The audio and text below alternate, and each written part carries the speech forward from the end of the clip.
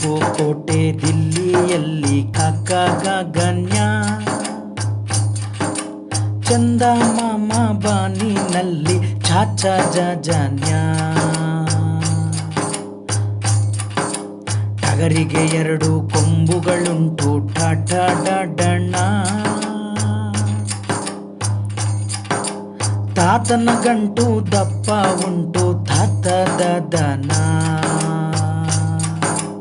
ಪಾಪು ಮುಖವು ಸುಂದರ ಉಂಟು ಪಾಪ ಬಾಬಮ.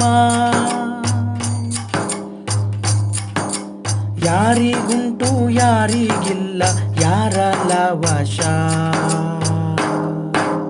ಶಬಾಷ್ ಮಕ್ಕಳೇ ಹಾಡಿದ್ದಕ್ಕೆ ಶಾಸಹಾಳ. ಧನ್ಯವಾದಗಳು.